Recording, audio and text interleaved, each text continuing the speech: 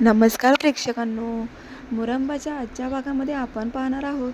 आई आजी ह्या अर्थाला घेऊन बसलेल्या असतात. अर्थ खूप रडत असते. तिला कसं शांत करावं हे काही आजींना कळत नाही. तेव्हा आता तिथे सीमा येते आणि म्हणते की हो आजी, सगळे प्रयत्न करून झाले पण ही काही राहायला तयार नाही आहे. तेव्हा आता आई काय करायचं असं सीमा आईंना विचारत असते. तर आई आजी म्हणतात की लाग भूक लागली असेल बघ तरी. तेव्हा सीमा म्हणते की सर्व करून झाले आई माझं.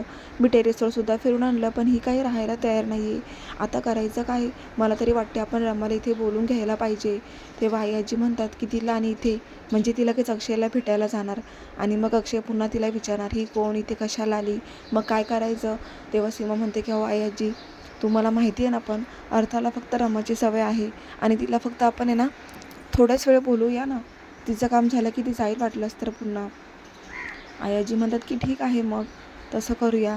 म्हणून आता रमाला त्या कॉल करायला फोन हातात घेतात आणि फोन स्पीकरवर टाकून म्हणतात की हॅलो रमा, तू इकडे ये आत्ताच्या आत्ता. अर्था खूप रडते त्यामुळे तू लगेच ये. असं म्हटल्याबरोबर इकडे रमा खूप खुश होते आणि रमा फोनवर म्हणत असते की ठीक आहे मी येते. आणि मग आता रमा म्हणत असते की मी कपडे बदलून येते. तेव्हा आई आजी म्हणतात की कपडे बदलायची काय गरज आहे, तुला तर फक्त अर्थाला झोपवण्यासाठी बोलवतोय. अर्था झोपली की तू पुन्हा तिथे निघून जायचं. हे ऐकून तर रमाचं बोलणं ऐकून आता कावेरी, मंगला मावशी आणि पंकज यांना खूप काळजी वाटत असते आणि ते म्हणतात की म्हणजे फक्त कामापुरतं तुला बोलवत आहेत. पण इकडे आता रमाला खूप वाईटही वाटत असतं पण तरी रमा म्हणते की ठीक आहे मी आत्ता लगेच येते. असं म्हणून ती फोन ठेवते. पण इकडे आता मंगला मावशी म्हणतात की त्यांनी तर तुला मोलकरीण म्हणून ठरवलं ना आणि आता कामासाठी बोलवत आहेत का? किती नाटकी लोकं आहेत ती. नाही जायचंस तू रमा, काय गरज पडली जायची, त्यांच्या फायद्यासाठी बोलवत आहेत. कावेरीला सुद्धा हे आवडत नाही. कावेरी म्हणते की तुला त्या घरातून हकललं ना, मग पुन्हा स्वतःहून का जायचं त्याच दारामध्ये. तेव्हा आता पंकज काका म्हणतात की रमा, यांना सोडू नकोस, यांना अशी अट घाल ना की तिथे जायचं सुद्धा नाही. तेव्हा आता पंकज काकांना सुद्धा खूप राग आलेला असतो. ते म्हणतात की तू गरीब आहेस म्हणून तुला छळतात, त्यांचा जाच का तू त्रास सहन करतेस. तेव्हा रमा म्हणते की प्लीज तुम्ही वाटेल ते बोलतायत, इथे माझ्या नवऱ्याची तब्येत खराब आहे, 2 वर्ष काय घडलं हे त्यांना आठवत नाही आहे आणि मी आता अशा अटी घालत बसणार नाही आहे. मला फक्त त्यांची तब्येत महत्त्वाची आहे आणि अर्था रडते तर मी तिथे जाणारच. असं म्हणून पंकज काका आणि रमा लगेचच आता मुकादमांच्या घरी येतात. तेव्हा आता रमा पाय ठेवणारच असते, उंबरठा ती ओलांडणार असते पण तिला आता शशिकांतने तिला घरातून कसं बाहेर काढलं हे आठवत असतं आणि ती खूप इमोशनल होते.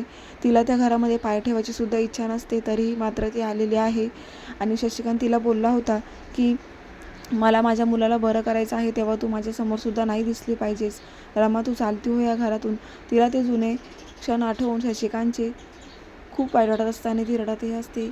आता तिला प्रवेश करायचा असतो आतमध्ये. तेव्हा आता तिला दिसतं शशिकांतचं ते बोलणं की त्याने पाया पडून सांगितलं होतं की तुझ्या पाया पडतो अगं ये बाई निघ ह्या घरातून. त्यामुळे ती आणखीनच तिला त्रास होतो ह्या जुन्या गोष्टींचा. आता आई आजी सोप्यावर बसूनच झोपलेल्या असतात आणि रमा त्यांना बघत असते. तेव्हा आता रमा विचार करत करतच आतमध्ये येते आणि आई आजींना म्हणते की आई आजी मी आले. असं म्हटल्याबरोबरच आई आजी उठतात आणि रमाकडे बघायला लागतात. तेव्हा आता त्या रमाला म्हणतात की रमा, मी तुला फक्त अर्थाला झोपवण्यासाठी बोलवलंय. ती झोपली की तुझं काम झालं की तू पुन्हा जायचंस आणि एक लक्षात ठेव, अक्षयला भेटायचं नाहीस तू. त्याला जर काही त्रास झाला ना मग बघून घे. आता रमा आई आजी तिला म्हणतात की सीमाच्या रूममध्ये अर्थ आहे तू जा. तेव्हा आता रमा सीमा भेटतात. सीमाला खूप आनंद झालेला असतो रमाला बघून आणि मग आता सीमा सांगायला लागते की अगं अर्था काही केल्या राहत नव्हती, देवच पावलंस तू आली तरी आणि आमच्या शब्दाला मान दिलास. बघ ना गं अर्था राहतच नव्हती. तेव्हा आता सीमा अर्थाला रमाकडे देते आणि रमा तिला शांत करत असते. पुढे आता पंकज काका आतमध्ये येतात. त्यांना आता खूप राग आलेला असतो. रमाला घरातून हाकललं आणि पुन्हा बोलवलं म्हणून ते आता आई आजींना टोमणे मारत म्हणत असतात की तुम्हाला ती कहाणी माहीत आहे ना, मुंगी आणि हत्तीची. हत्तीच्या सारखी मुंगी आडवी जायची आणि त्यामुळेच हत्तीला मुंगीचा खूप राग यायचा. तसंच काहीसं माझ्या रमाच्या बाबतीत झालंय. तिला ना तुम्ही सारखा त्रास देतात. ती ह्या जाचाला कंटाळून एक दिवस हे घर सोडून जाईल ना मग तुम्हाला कळेल. आई आजी म्हणतात की पंकज कोणाशी बोलतो, जरा व्यवस्थित बोल. मग पंकज काका म्हणतात की हो, इथे ना मुंगी आणि हत्तीसारखंच होणार आहे. माझ्या रमाचा तुम्ही जितका छळ कराल ना तितका तुम्हाला त्रास होईल. एक दिवस माझी रमा मुंगीसारखी तुम्हाला नाही चावली ना मग बघून घ्या. तेव्हा आता ते धमकीच देत असतात की माझ्या रमाला त्रास देऊ नका, तिला तुम्ही घरातून हाकललं. अहो ती ह्या घराची सून आहे सून. तिला मोलकरीण म्हणून तुम्ही वेड्यात काढलं आणि ती सर्व काही सहन करते, सर्व विसरते आणि पुन्हा इथे येते. याचा फायदा घेताय का? पण लक्षात ठेवा, ती मुंगीसारखी चावली ना मग तुमच्या हातात काहीच राहणार नाही. तेव्हा आता तितक्यातच त्यांचं बोलणं चालू असताना अभि येतो आणि अभिने खूप ड्रिंक केलेलं असतं. तो घरामध्ये येतो आणि पंकज काकांनाच पकडतो. तेव्हा आता आयाजी म्हणतात की अभि, हे काय चाललंय काय तुझं? तू कधी सुधारणार आहेस? अभि म्हणतो की काय करू आयाजी, मला ना सहनच होत नाहीये. अक्षयचा त्रास वेगळा, त्या अर्थाचं वेगळं. मला सहनच नाही झालं आज आणि म्हणून मी त्या टेन्शनमध्ये दारू पिऊन आलो. तेव्हा पंकज काका म्हणतात की बघितलं, स्वतःच्या घरच्यांना कंट्रोलमध्ये आणता येत नाही आणि मला काय म्हणतात रस्त्यावरचा बेवडा. बघा घ्या आता. तेव्हा रमा इकडे रूममध्ये म्हणत असते की आई, मला कोणी समजूनच घेत नाही. ह्या परिस्थितीला कसं मॅनेज करायचं हेच मला कळत नाही. मी ही परिस्थिती स्वीकारू की लाथोडून देऊ हेच कळत नाही. तेव्हा सीमा म्हणते की मी पण काय करू गं, माझ्या हातात पर्याय नाही आहे रमा.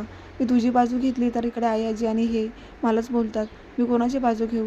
तेव्हा रमा म्हणत असते की मला माहिती आहे तुमची चुकी नाही आहे, पण काय हो, मागून मागून काय मागितलं होतं मी?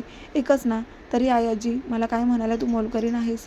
काय हो, मी वस्तीमध्ये राहते, मी जुन्या विचारांची आहे म्हणून का? मी शिकलेली नाही आहे म्हणून मला ॲक्सेप्ट नाही केलं ह्या लोकांनी आणि आता तर मला मोलकरीण म्हणूनच स्वीकारलं आहे. काय मागितलं होतं मी? फक्त मला एकदा अक्षयला बघू द्या एवढंच म्हणाली होती ना मी. तरीसुद्धा आई आजी नाही म्हणाल्या. पण मी हात जोडते, प्लीज आई, मला माझ्या अक्षयला बघायचं आहे, मला भेटायचं आहे.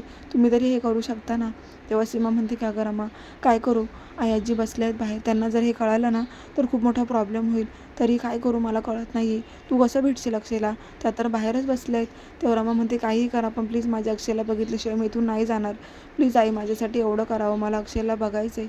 ती खूप कळकळीची विनवणी करत असते. तेव्हा आता त्या दोघी हॉलमध्ये येतात आणि आई आजींना म्हणू लागतात. सीमा म्हणते की अहो, यांनी ना तुम्हाला बोलवलं आहे, तुमचा फोन लागत नाही आहे, बघा ना जरा. तेव्हा आजी म्हणतात की कुठे बोलवलं आहे, कधी मला फोन पण नाही आला त्याचा. तर सीमा म्हणते की अहो, त्यांनी तुम्हाला फोन केला तर तुमचा फोनच नाही लागला.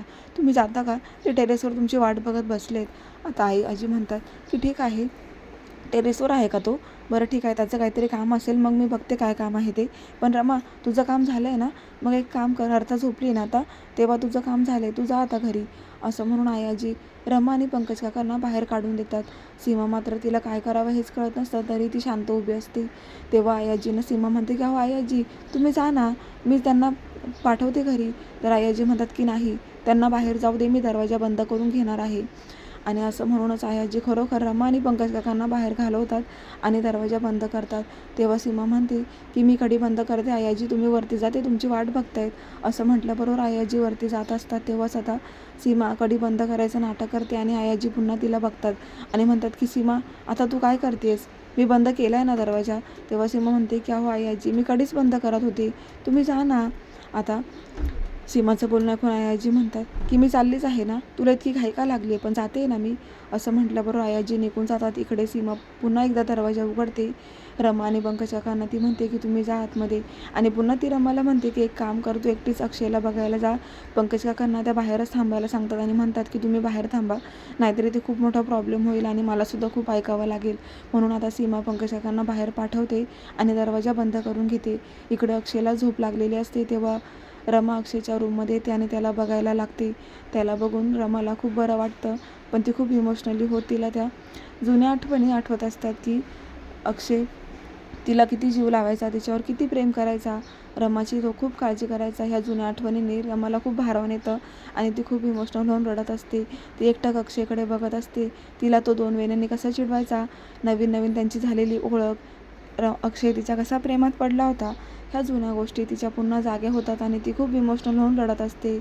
तर मग प्रेक्षकांना असा जबरदस्त ट्विस्ट आला आहे.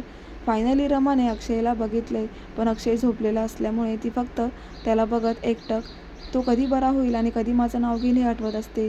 तर हा भाग इथे संपतो. पुढील भागामध्ये असं बघायला मिळतं की शशिकांत आणि आजींचं असं बोलणं चालू असतं की आपल्याला अर्थासाठी कोणीतरी बेबी सिटिंग म्हणून ठेवावं लागेल.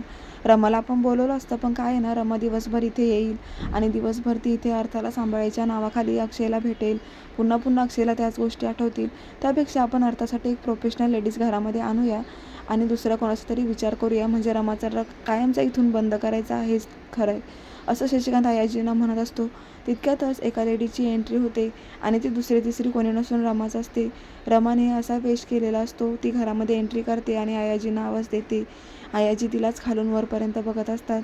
रमाचा हा नवीन लूक प्रेक्षकांना खूप रंजक असं वळण घेऊन येणार आहे. पाहायला विसरू नका मुरंबा. अशाच मालिकांचे अपडेट्स बघण्यासाठी चॅनलला नक्की सबस्क्राईब करा. नोटिफिकेशनसाठी बेल आयकॉनवर क्लिक करा, म्हणजे रोजचे अपडेट्स तुम्हाला वेळेवर पाहायला मिळतील. धन्यवाद.